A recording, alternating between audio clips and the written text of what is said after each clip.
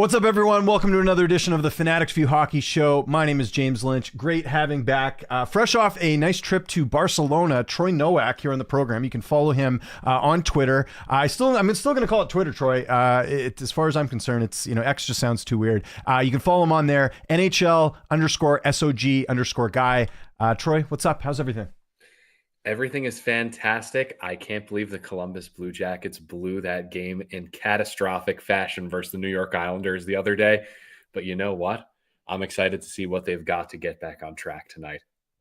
Yeah, I was reading something that there's been more parity this year in the league than I think any other year, like recently, like as far as some of the standings and some of the teams that are struggling. And one of the big teams that's struggling right now, and we'll talk about this, and we kind of figured this is a non-playoff team, but I don't think I would have predicted they wouldn't have won a single home game at this point, and that is the New York Rangers. And obviously you live in New York, close to, kind of knowing what's going on with the Rangers right now.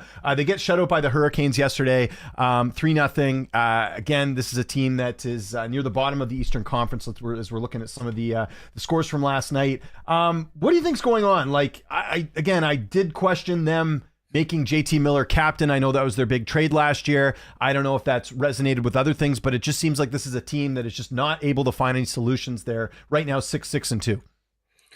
Quite frankly, I've said this for the past few years. A lot of their success has been contingent upon special teams. And you know what? There is some truth to drawing a lot of penalties and having luck in that fashion, because we've seen every time that the New York Rangers make a deep run in the playoffs, they get destroyed by teams that have a really good 5-on-5 game. And when you look at this team, it's putrid. Look at their center depth at the moment. It's unbelievably bad. And also, aside from the top defensive pairing, their bottom two defensive pairings are also arguably AHL level and putrid.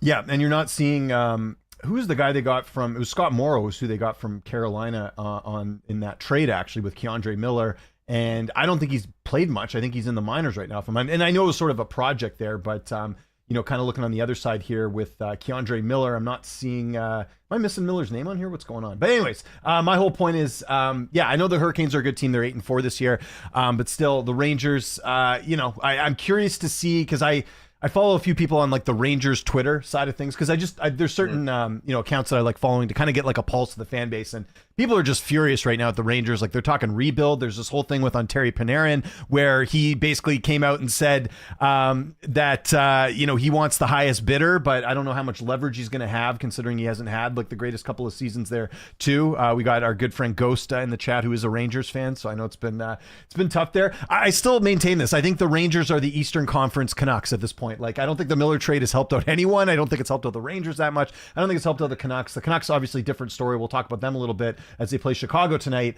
But yeah, like, do you see major changes here? Because this is all Drury, right? Like, this is his team. This was the big trade he made last year.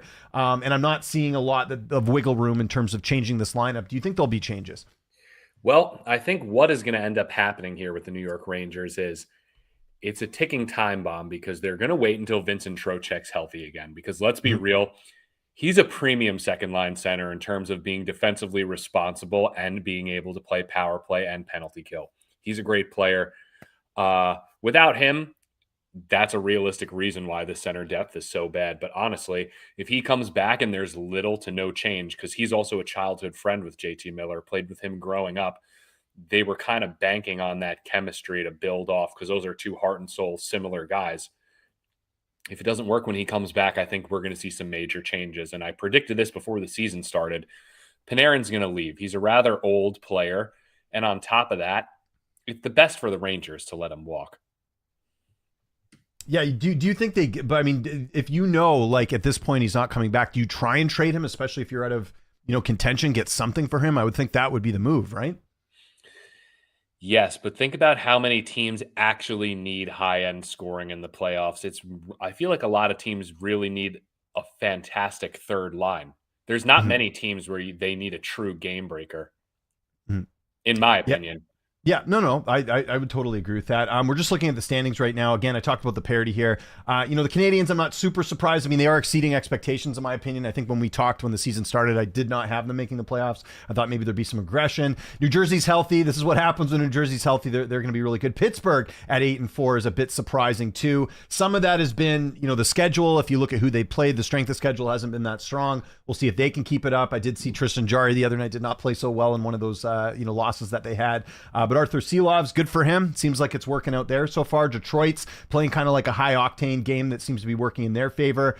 And then, it's funny, like I see the Leafs are 7th right now. I hear people kind of freaking out already because obviously there's a lot of concern in Toronto, and I don't know if you've been paying attention to this, about the play of Austin Matthews. It hasn't really picked up. And there's this whole argument about, well, is it Marner? Is it not? But if you look at the numbers a little bit deeper, because I actually, checked this out before we hopped on here, his numbers were fine even without Marner. So I don't think it's an issue of Marner's not here, he's not playing well. I think there's something up, whether it's a confidence thing or is it still injury related. I'm not sure. But I mean, the fact that they're still kind of in playoff contention, I think is fine. I know, Leafs fans would like it if they were higher up in the rankings, or in the standings, I should say. But just kind of looking at the East as we're kind of pulling back a little bit, anything here you see some regression or some improvement here? What's sort of your take on how the East is shaping up right now as we're getting very close to the 20 game mark? Well, I'm going to be honest. I do think it's a Marner thing because you know who's the number one player in fantasy hockey right now? And that's Jack Eichel. Okay. And he's a center whose success has just went through the roof. He's always been a fantastic player, but he's always been playing with wingers that skate like they have shit in their pants. And you know what? When we're talking about comprising good lines that are balanced and everyone's play style fits in terms of a net front presence and a grinder, a sniper and a playmaker all on one line, you look how the Leafs are set up. You have Matthew Nyes, who's the net front presence, the grinder. You have Austin Matthews, who's a sniper, and you have William Nylander, who's a sniper. There's no true playmaker on that team, in my opinion. Yes, those guys naturally fall into assists, but there's no guys that are using deception and and buying time and space by being creative, skating from east to west. Yeah, it's been impressive to see. And since we've last spoke, I don't think we talked about this. Eichel obviously re-signing with the Knights. So the Knights have, they've got a 1-2 punch for years to come. I mean, that is best case scenario for them. They don't, as we're taking a look quickly at the West, and we'll talk more about the West sort of in depth because I want to talk about some of the action from last night. You got Vegas at 5th, 7-2-3, three of those being overtime losses right there. They're right in that mix of some of these really good teams right now. Colorado looking great, although Colorado, what I found interesting was you look at McKinnon with Colorado. This is another thing I've kind of been keeping tabs on. 3-on-3 in overtime, he actually hasn't been that good. Have you noticed that? Like they seem to like, and proof of this is they've lost 5 times in overtime. I don't think there's any other team in the league that's lost 5 times in overtime. That's pretty crazy. Yeah, I was going to say that is wild. I didn't realize that. And normally Colorado is a team that I would back to win in overtime because of how good their skaters are. It's a little bit interesting there for sure.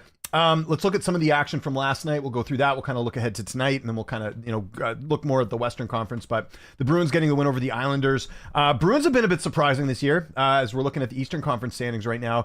They are currently number 6. Again, maybe last year was just a bit of regression, and maybe they're figuring it out now. I don't know. We'll see if this is going to be sustainable. Honest, though, yeah. It is like a testament to how truly bad the Eastern Conference is in general. Yeah. And we know that Florida is dealing with massive injury issues. Alexander Barkov's not going to be back. Obviously, Matthew Tkachuk's going to come back about around midway through the season. But, you look at the Eastern Conference, and I've watched a lot of the Bruins games, and they look horrible. Whereas I watch the Columbus Blue Jackets, and they optically look very good.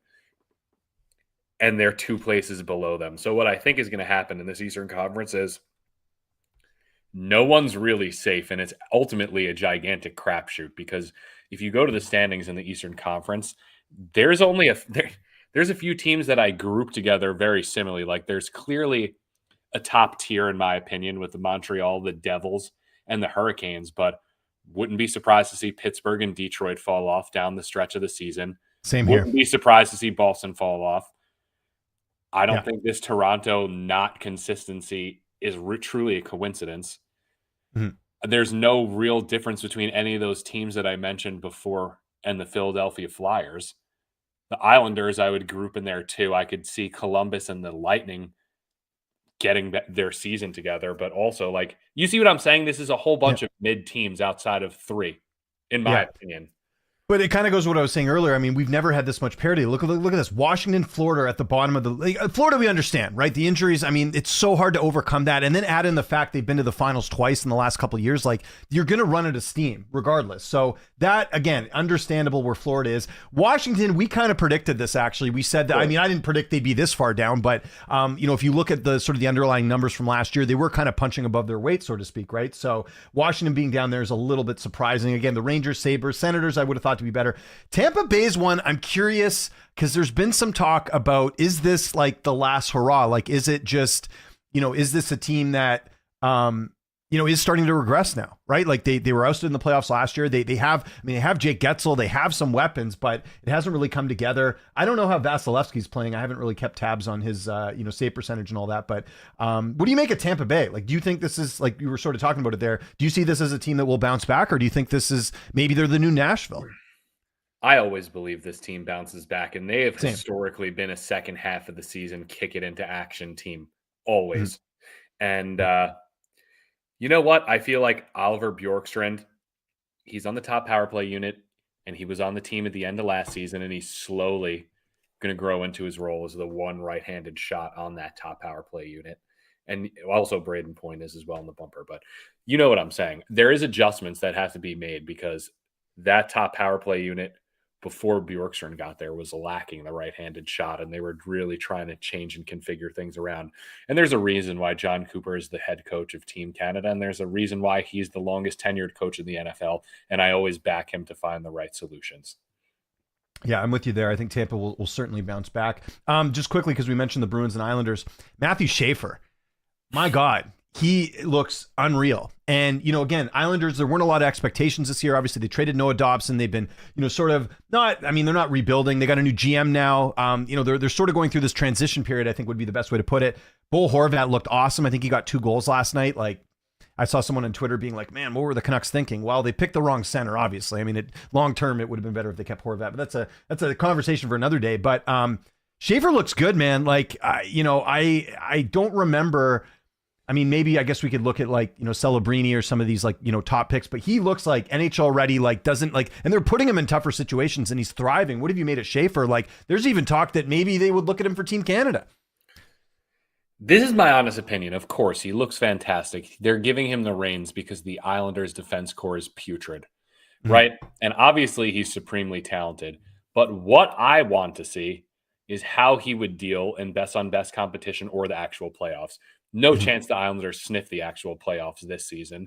And I would love to see him actually get consideration for Team Canada because you know what? You and I both know people throw the body around more and finish their checks in best on best and in the actual playoffs. And when you're literally versing an 18-year-old versus grown men, and we saw when he got cross-checked in the face by Zadorov the other day, he fell to the floor like a ton of bricks because there was a 50-pound weight difference between them. And like I said, just like Mitch Marner, fantastic in the regular season, always puts up 100 points. When the playoffs come around or it's best on best, he can't sniff it, right? So not saying he's not a supremely talented player, but I know he's very good in the regular season. That's not what I'm questioning. I would love to see him play for Team Canada. Yeah, I agree with you. Again, we got to see him in those tougher situations. Flyers beat the Canadians in overtime. There's been a lot of, again, I've been keeping tabs on the Flyers because of Rick Tocchet being there. And same stuff I was hearing in Vancouver. He's limiting certain players. I think Michkov was down to like 13 minutes the other night, and Flyers fans are freaking out. They're like, you're ruining this guy's like, career and stuff. And I think it's kind of funny because this was the same thing that we dealt with here in Vancouver last year as well. And Bobby Brink getting 2 goals last night for the Flyers, which is good. Dan Vladar getting the start. Was Montembeault in net for the Habs? He was. And he made 38 saves on 42 shots, but Montembeaut's got a slow start. Dude, I had Montembeault in both my fantasy leagues, and he's not helping me out too much. But, saying that, man, the Canadians look pretty good. And this is a team that's dealing with injuries, that has Montembeault not playing great. They still get a point over the Flyers. I mean, they should beat the Flyers, but as much as this pains me to say, because I'm not the biggest fan of the Montreal Canadiens, they're looking pretty good. And it seems like everything's kind of coming together at the right time. What your thoughts on the Canadiens so far this season? Yeah, they're arguably the most electric team in the NHL right now in terms of pure entertainment. Ivan Demidov is just one of the most dynamic players in the NHL. Mhm. This guy's unbelievable. I know there's a lot of teams that passed up on him, and I don't particularly understand why these teams are so hesitant to draft Russian players. I understand the fact that they're under pro contracts and you can't exactly control once they leave, but come on. Come on, like we've Mhm. seen too many supreme talents get passed up on. And I don't know if you saw those things come out on Twitter about last draft, but allegedly the Columbus Blue Jackets had a pre-made jersey for Beckett Seneca this No. past draft, and the Ducks swiped him, and they drafted Caden Lidstrom as their backup choice. Oh, I didn't know that. Yeah, I Okay. saw that, and I was like, Interesting. wow. And like Yeah. he wasn't even Beckett Seneca wasn't even on any of our radars to go to the Ducks, let alone Yeah. CBJ at 4. So when I saw that come out a few days ago, I was like absolutely astonished. Yeah. Very, very interesting. And then just yeah, kind of getting back to Montreal here. Yeah, like Dobson's looking like he's fitting in well with the team. It'll be interesting to see. It seems like everything's kind of coming together at the right time for Montreal, and I say this as with Montembeault not getting the wins that I think that the Habs fans would like. So definitely going to be keeping an eye on the Montreal Canadiens going forward. They've been pretty impressive. I won't go through every game here, but the Oilers continue to lose. I don't know how it is in the U.S. I don't know how much coverage you've seen, but Evan Bouchard is getting absolutely torched in the Canadian media right now, especially in Edmonton. People are like, "What is going on?" Like, but the way someone described it to me was like, it's you're used to the peaks and valleys with Evan Bouchard. It's been all valleys so far this season for him. It's just been like, what's this? I don't even know what his stat line is right now, but I'm assuming he was minus last. Look, he got 2 shots on goal, but he signs that new contract. It hasn't really. I mean, I'm sure he'll turn it around, but. Yeah, this year he is, what are we looking at? He's -8 this year. Jesus. So, yeah, the Oilers, I think the Oilers will turn it around, but they keep shooting themselves in the foot every year. This always happens. Usually it happens a bit later in the year, but the Oilers right now, they're 6-5. I know, again, there's a lot of parity going on right now, but the Oilers, yeah, they got to figure it out a little bit. I know Dallas is a good team, but still, like, the Oilers are 6-5-4. That's not what they wanted. Yeah, the Edmonton Oilers, like you said, they're always having inconsistent starts to the season. But you know what? This is what happens when you get on and you start to pay these guys. I know it's the same players and they just get paid a little bit more and it's cap adjusted. But it's easy to prepare for teams when they don't make a lot of adjustments over a season or two. That's all I'm going to say. Obviously, they have enough high-end firepower where their 2 most skilled players at any given moment can just take over and win a game. But yeah, the lack of adjustments this team has made to its roster with the new general manager, I don't think this lack of success is a coincidence. Yeah, and you're just seeing again a lot of frustration with Oilers fans. Understandable. They lose again last night. Anything else? I mean, the Kings won last night. That was a little bit surprising. The Panthers, lose 7-3 to the. I saw it looked like I was just checking before we hopped on here. It looks like Evan Rodriguez is okay, but it looked like he got hurt last night too.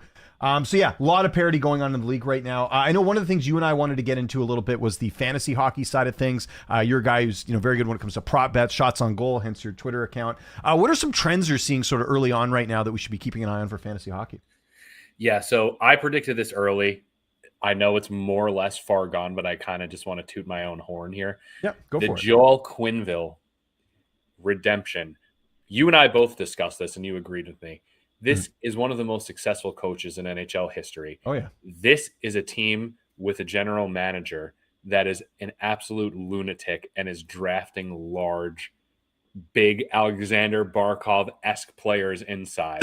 And to get a coach like this that can fire the boys up and assemble these veterans around them, it's no surprise. I predicted Cutter Gauthier to be one of the biggest breakouts in fantasy hockey this upcoming season because he was averaging 3 shots on goal per game, playing 13 minutes of a night last season.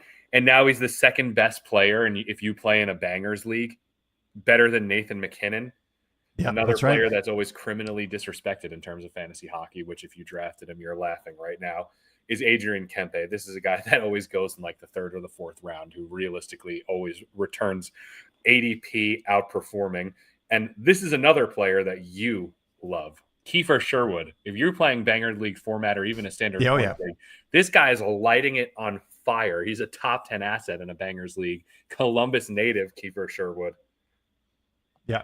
No, he's doing quite well. And you look at their Gauthier, obviously coming over from that trade from Philly last year, 3 goals and an assist, 6 shots on goal last night. You love to see it. Anaheim, I feel like in general, let me even just look at their schedule here. I feel like they've been getting a lot of goals, like just a lot of output. Look at this: 4-1, 7-3, 5-2, 3-2, 4 Their goals power here, play 7. is terrifying, and the Yeah. top fantasy players are littered with Ducks players. We have Chris Kreider having an absolute career resurgence. We have Leo Carlson playing absolutely similarly to Alexander Barkov, which was his draft comparison. And, another player on the Columbus Blue Jackets that it's not a surprise to me, but it's going to be a surprise to a lot of people. But Kirill Marchenko, this guy's literally averaging 4 shots on goal a game until they change his line to 3.5. Although it's juiced, it's probably going to be -145, -150. Just take his shots on goal all the time. This guy is unbelievable, Marchenko. Yeah, he's doing quite well. 12 points on the year, +8. Like to see all that. 5 goals, 7 assists so far on the campaign. When we talk about Anaheim, I mentioned the high goal scoring. Is that a prop you're looking at as the over in a lot of their games now? Because they do seem to hit it on most occasions, unless you're getting some crazy number. But I'm sure the bookies have caught up to that and kind of going, okay, this is a team that scores a lot. Yes, but a very good angle on this is definitely attacking the power play point props. Yes, they aren't incredibly large payouts, but they're still plus money, and this is a team for what it's worth.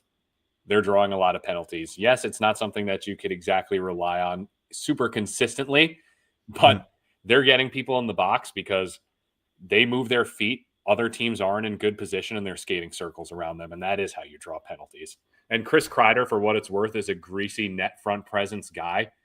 He is the straw to mix the drink together with these crazy young prospects that they needed to bring them all together on the top power play unit.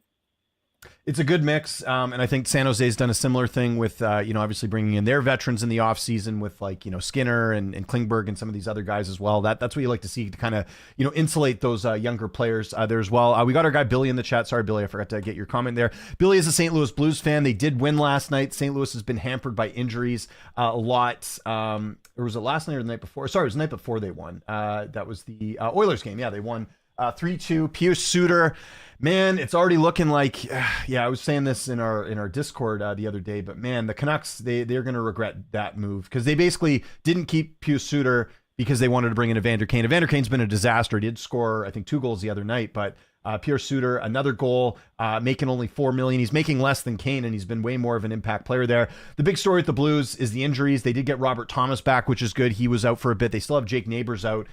Jimmy Snuggerud is playing quite well. Another assist the other night, too. What do you make of St. Louis? Again, their record's not really reflective because they've had so many injuries, but it looks like I said, they got Thomas back, which is good. This is just generally a team that I don't think is exactly very reliable. I think for what it's worth, they overperformed last season. Not that they had a super they did season down the stretch, but I think they were a team that overperformed last season. I think Jimmy Snuggerud is a player that, in general, moving forward, you should be very excited about. But yeah, Justin Falk, he's been off the Hurricanes for how many years? This guy's on the back 9 of his career, to be respectful. Cam Fowler, similarly. And yes, Jordan Kyrou, this guy, I mean, we all remember that he cried in front of the media last year. He's always bounced about in trade talk for the past year. And you know what? This just isn't a team that does it for me. I think Robert Thomas is a fantastic playmaker and one of the most underrated players in the league. As a point-per-game guy, a pass-first guy. But this isn't a playoff team, in my opinion. I agree with you. And listen, some hard love here from Troy, but this is why we do the show. We got to got to tell it to you straight here. I think the Blues are kind of like the Canucks in the sense of and I hate to bring everything back to the Canucks, but I feel like they're one of those teams. It's like they might make the playoffs, they might not. They're a team that really could use a rebuild. I think kind of like Vancouver does. I've said this to someone else the other day. The Canucks did win the other night against the Predators, but I think this next month's going to be very telling because I think yes, they have 7 injured players right now. Although I did hear today that Connor Garland is at least skating. He should be back soon.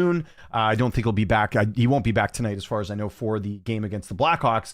But I think if this month goes bad, if you think about it, if you're the Canucks and you wanted to do sort of a major overhaul here, not a full rebuild because they have too many players signed and doing that, but you've got a couple assets that would be appealing to other teams. I'm just saying if they go this route, and I don't even know. I'm not even convinced they would go that route because the owner is very hell bent on like rebuild on the fly, which has been the hamster wheel mentality for the last basically since they went to the Cup final in 2011. But you've got a couple good assets. You've got Quinn Hughes. I mean, if Hughes isn't going to come back, I think regardless of where the Canucks are, if you get the sense that Hughes is not going to resign, you might as well get what you can for him. So he's one. Thatcher Demko's playing great.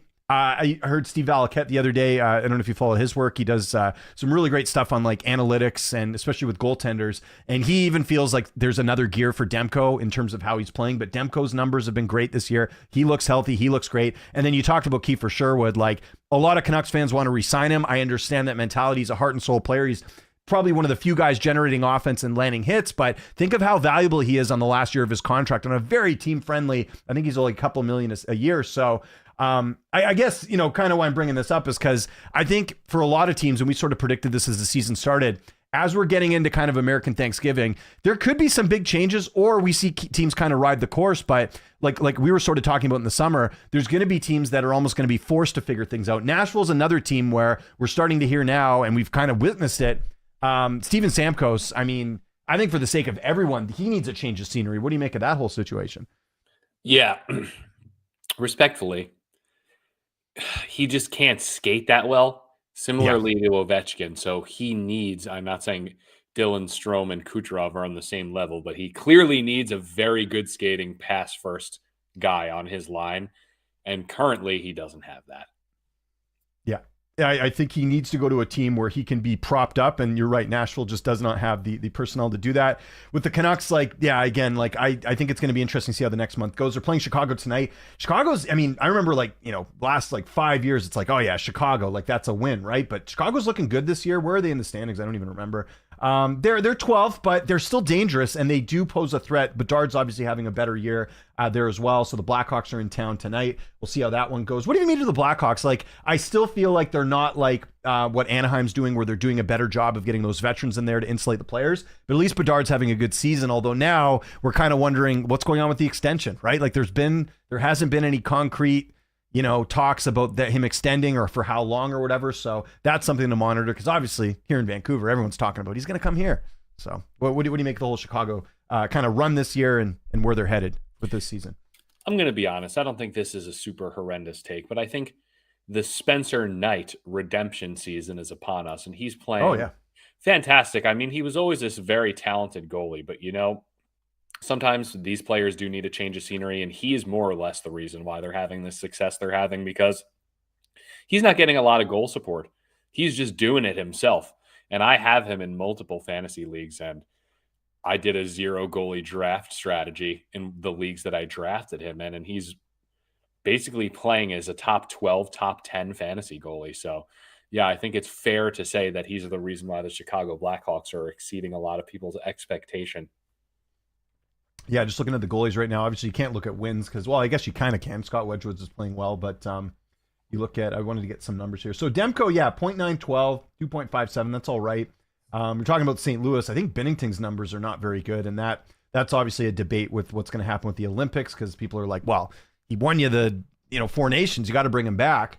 Logan Thompson has to be on the Canadian Olympic team. There's no question about it. He's the best. If you look at even the numbers right now, which isn't saying a whole lot, he's number 9 right now, but he is probably the best Canadian goaltender right now, I would think. And the whole conspiracy theory with why Thompson wasn't on the team. Did you hear about all this?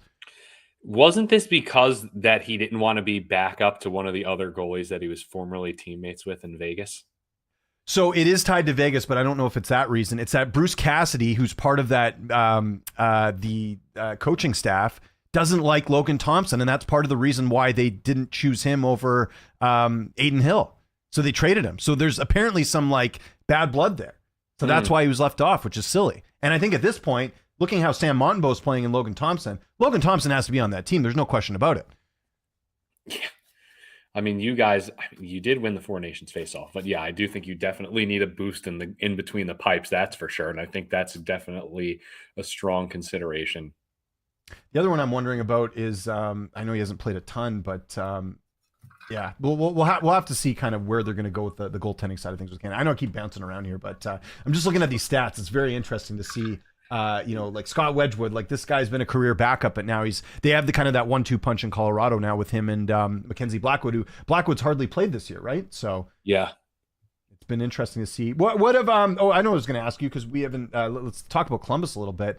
What have you made of why am I forgetting his name? Who's your Ed goalie? Greaves. Yes, Greaves. How's Greaves doing this year? So we've been alternating every single game, no matter what. And honestly, the Columbus Blue Jackets goaltending has been, I don't want to say A plus, but it's an A. And Yeah. they have massively, I mean, look at the save percentage. If you said right Yeah. now that both of these guys would have a sub 3 goals against average and above 900 save percentage before the season started, I'd call you insane. You know what I mean? I backed Jet Greaves to be a league average goalie, but I never would have expected these two to be playing the way they're playing right now. They're absolutely fantastic. And the biggest gripe that I have with the Columbus Blue Jackets right now is special teams. It seems like anytime they give up a power play, the puck's going in the back of our net. And at even strength, we're fantastic. And then it seems like everyone wants only Werenski to shoot on the power play, and the other guys are afraid to shoot. So besides that, I think their even strength and their identity and their goaltending is B plus A. Absolutely fantastic. But I think we're potentially entering a time where we may see Kent Johnson replaced on the top power play unit with Adam Fantilli in the right-handed face-off shot circle to get more shots. That's what I think is the next possibility in terms of adjustment we could see moving forward.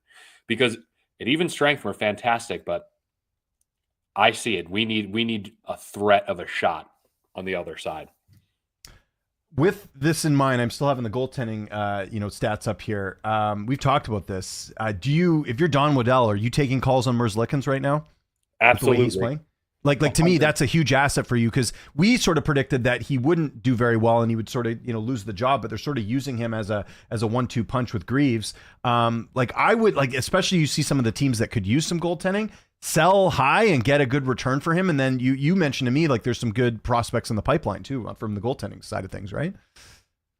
Yeah, and I think what the Columbus Blue Jackets should be looking to do is getting some more size, whether that's the third line or on the back end, because this is a team clearly based off of Don Waddell's draft strategy and the trades they've made to acquire Charlie Coyle and Miles Wood, who have both been to be way better than anyone would have thought as third line players for the Columbus Blue Jackets currently. And yeah, I would probably be looking to Edmonton right now and dangling Elvis Merzlikins in front of their face and saying, "Do you think we could get Podkolzin?" Yeah. Maybe. You know what I mean? Or maybe they just retain some money on Darnell Nurse and let him be our second pair D-man. Oh yeah, well I was going to say because Podkolzin just re-signed, but again we've seen players get traded even when they have been re-signed right now. What about Chinnikov? Is he still someone that you think could be in play right now? He's got 4 points this year. What's sort of the read on him and his future in Columbus? Yeah, Don Waddell said he's not going to force a trade, and he got healthy scratch the other day. And the problem is there's really no path for him to get on the second line because the top line is fantastic. Voronkov, Monahan, and Marchenko. But do I see Boone Jenner coming off the second line, Kent Johnson or Fantilli? Realistically, not. And I just feel like if you're playing a third or fourth line role, Chinnikov doesn't play enough defense. He's prototypically a good second line winger, in my opinion. Or I don't know why they haven't done this with how dysfunctional the power play is. Why can't he play on the fourth line and play power play 1 to get a couple more shots off? Because the power play is not working right now. Switch it up. I heard this point the other day. It's very far away, but a lot of us still remember this. He could just have the Sam Gagne role, play fourth line and power play 1 for CBJ, and he used to cook. So if the power play continues to struggle, throw him up there, see what happens. We have so many Russians on the team anyway. He'll be able to communicate with everyone and get the shots off. Yeah. Yeah, could be interesting to see if they deploy him a little bit differently there. Let's look ahead to some of the games today, maybe some of the games looking forward. We'll kind of do some projections. Then we'll kind of wrap things up here. Again, if you guys got questions, just let us know. We've got the Mammoth and the Maple Leafs tonight. Again, the Leafs looking to, they had that win the other night, but I know the play wasn't exactly that good. Utah's been great. We sort of predicted this. I didn't predict them to be like a top tier team, but remember last year, Utah was basically injury, ridden for a good chunk of the season. They still nearly made the playoffs. And then now, again, we're seeing guys like, Dylan Gunther and obviously Cooley got the new contract, and they're really kind of coming into their own, and they're just a fun team to watch. Do you think Utah is going to kind of keep up this pace of being one of the top teams in the West? Yeah, I do. I think they're just absolutely electric. They're fantastic. And you know what? They've had so many assets. They've had a lot of young talent, but they just didn't have an owner that was willing to spend and back them.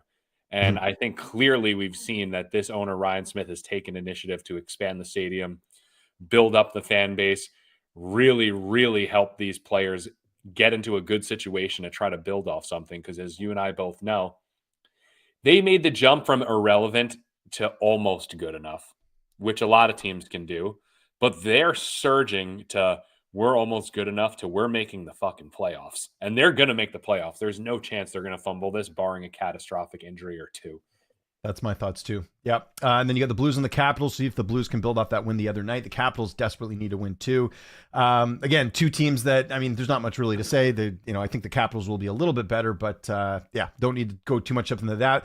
How many goals are the Blue Jackets going to score against the Flames tonight? Flames, this surprised me a bit. Like, again, I knew there'd be a bit of a drop off of the Flames, but they're a team for sure that I think will continue to not be great. What's his name? Dustin Wolf has not been playing very good either, and this is probably what the Flames need. We could legit be talking about the Calgary Flames as being in the sweepstakes for Gavin McKenna this year, the way they're playing, and they have some assets they can get rid of, whether it's Nazem Kadri, Rasmus Anderson. Like, they're a team primed for a rebuild right now, the way things are going. Do you see this playing out, or do you think the Flames got any life? Do they have a flame left there, to use a dad joke? Well, I honestly feel like they have to be considering maybe offloading Jonathan Huberdeau, who's on a fucking tear right now, and no one could have even predicted that he would be playing as well as he is right now. Someone panic dropped him in one of my fantasy leagues. I scooped him up so quick, and he popped 2 goals the other day. Yeah, 7 points. Although that contract, that might scare off some people. There might be some salary. Well, mind you, that there's going to be salary retained in That's general. how much a second line winger is going to cost while the salary cap's going That's true. Yeah, good point. I just know for a while people are like, no, we don't want that contract. And I think the same thing with Kadri, because although he's playing top line minutes, I feel like if he goes to a real contender and he's a second line center, making as much money as he does, I think he's making around 7 and change or 8 and change. That's fantastic, and almost any team's willing to take that, because you saw how much Sam Bennett got re-signed for, so why wouldn't Kadri be very valuable on the trade market for the contract he signed to? Yeah, $7 million until 28-29, which that's very a home run. That's a home run. That's I agree, and you're going to get a good haul for that going forward.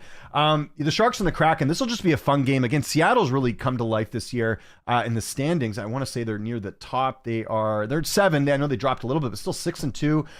It looks like Shane Wright's finally coming into his own. We've got this is all happening without Jared McCann. He's been injured the entire time. That's right. Yeah, exactly. Great point here. Eberle with 10 points. Geez, good for him. Montour playing well. Beniers. You look at Shane Wright, 6 points plus 2. It seems like it's so weird because you thought last year would have been the year they took a step forward because they had Dan Bosma. Shout out to their coach was the Leafs assistant last year, Lane something. No, what's his name? Lane Lambert is their coach, I think. Yeah, the guy he looks like a mobster. He's got the slick back hair. It's working. The Islanders head coach. Yeah, that's right. Oh yeah, yes, of course. Yeah, for that short stint before they got Patrick Waugh, right? So, yep. Yeah, it's cool. Listen, I'm at the point now where, I think a lot of people in my area of the world, Seattle's not a rival to Vancouver. So for now, you kind of want to see them do well. It's nice to have some team around here that's actually playing well. But you like what Seattle's done in terms of the prospects and some of the guys they had. I think Capo Caco's injured too, if I'm not mistaken, right? I don't see him high in the points. I believe he was injured. And they got Mason Marchman in the offseason. They're a fun team to watch, and then San Jose is always fun to watch. So this is a game. It's on a little bit, it'll be on at 7:00, but I'll be tuning in the highlights for sure. What do you make of both those teams? It's been kind of fun. And Celebrini, he just looks like totally legit. He's a guy that I think will be on the Olympic team. Yeah, Celebrini is absolutely a stud.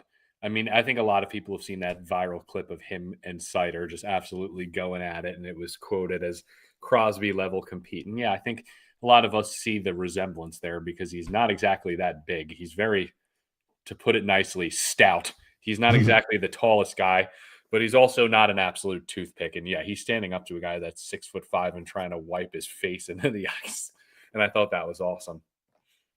It's also just good to see that he's continuing his play. Like, we often see with a lot of like younger players, they have that slump. Like Bedard had that last year. Celebrini doesn't look like he's slowing down at all. He looks like, as advertised, this great. And part of that though is, and I want to know if you agree with me here, is that San Jose's done a fair, I know San Jose's not like, probably not gonna make the playoffs this year, but I think San Jose at least has done a better job with Celebrini of like insulating him with good players. Whereas I feel like in Chicago, I know they've tried to get guys, but it just hasn't worked out the same way. I know Bedard's playing better this year, but I'm just saying in general, I think San Jose's done a better job like having like a Toffoli there for him to kind of mentor him, where I don't think Bedard's getting the same thing in Chicago.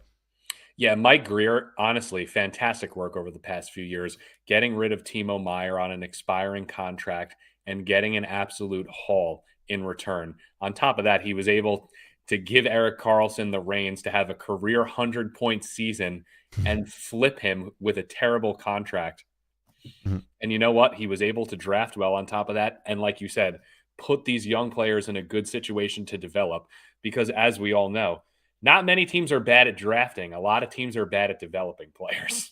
Yeah, no, you're exactly right on that. Okay, before we go, I wanted to quickly, just because we did it with the East, the West, what are you looking at here? Do you see any regression, any teams that could bounce back here? Like I'm looking, like Minnesota will be better. I did see they did win the other night, although that goal differential at -11 is not very good, but I think Minnesota will be a bit better. And I'll also say, I mean, I'm still maintaining this. I'm standing firm on this. The Kings will regress too. Those are kind of the ones I look at here. I could see Anaheim making the playoffs the way they're playing right now, right? Like, I don't know. What do you think? What do you think about regression? Joel Quenneville coach, there's no chance that they're going to drop off. This is not a fluke, because we saw how quickly he was able to get similar results when he went to the Florida Panthers. Yeah, exactly. They were perceived as a joke. And the system that he put in was so good that once he was forced to resign and the team was taken over by Andrew Brunette, he led them to a President's Trophy winning team from virtually a couple seasons coached under Joel Quenneville. That's how quickly he could turn it around. So I think there's 100% chance that the Anaheim Ducks make it to the playoffs. Yeah, I'm with you there too. I think Dallas will be a bit better too. They've had a few stumbling things. Did you see that game? I think it was back in October. It was actually the week of USC Vancouver, but Dallas was up 2-0 in the game against the Canucks. And I'm just like, this is a repeat of the Blues game on Thanksgiving, Canadian Thanksgiving. And the Canucks end up like coming back and scoring like 4 goals. And it's the Casey DeSmith special where, every now and then Casey DeSmith has just like a meltdown game, and he just happened to have one there. So I thought that was kind of interesting. But I think Dallas will be a bit better, and I expect the Kings to regress a little bit. And obviously the Oilers, I think, is, as much as it pains me to say this, I think they will turn things around a bit. But those are kind of the ones I'm looking at. Like, I think Nashville will still be on the outside looking in. San Jose will probably be closer, but still on the outside looking in. And I think St. Louis, even though they got Thomas back, I don't know if they're a playoff team. So I think what you're seeing here is very similar. And I think the Canucks, again, it could go either way. At this point, like, there's some games when the Canucks play, like they played pretty well against Nashville the other night. They actually outshot them. But they had a 4-2 lead and they nearly blew it. And thank God, Brock Besser scored with 0.2 left in overtime to get it done. That was a nice goal. But the Canucks will always be in the mix because of Demko. If they don't have Demko right now, they're probably joining St. Louis at the bottom of the league right now. That's what I think. I agree with you. Yeah, there we go. Troy, this was great. Always appreciate you coming on. We'll get you on, a little bit at some point here soon when this happens. I know you do a lot of soccer stuff, so feel free to plug that. Any other fantasy hockey stuff you want to give us before we get out of here, or any other stuff you want to mention? I'll give you the last word. Yeah, there was a couple players that I wanted to mention in terms of fantasy hockey before we went, in terms of just surprises in general, that I wanted to mention, just a short list of them. And I think one of them is definitely Brandon Montour. If you're playing in a bangers league format, it made me think of it when you were going over Seattle before. If you're playing in a banger league format, he's one of the best defensemen currently in fantasy hockey. Another guy, Bo Horvat, as you said, as you're very familiar with as a Vancouver Canucks fan. I saw the Oilers play the Islanders, and he scored a hat trick while I was there. Bo Horvat scored 2 goals the other day. He's absolutely on fire. And yeah, finally, I wanted to get into this one. Brad Marchand, I think it was relatively predictable in terms of knowing that there were Kachuk and Barkov injuries, and he had an elevated role that was so obvious heading into the season. Although Florida is playing horrible right now because of those injuries in general, doesn't mean that he can't be a productive fantasy hockey player. And ever since he's left the Boston Bruins, I've become a bigger fan of him. Yeah, understandable for sure. Yeah, good tips. Again, follow Troy on Twitter. One of the best when it comes to fantasy hockey and betting. And I keep forgetting to message you about some good plays for the night, so I got to get back on that and get some wins in there. But for myself, for Troy, appreciate you guys watching. We'll be back next week, or I'll be back next week, I should say. Hope you guys have a great rest of your week, and we'll see you in a week.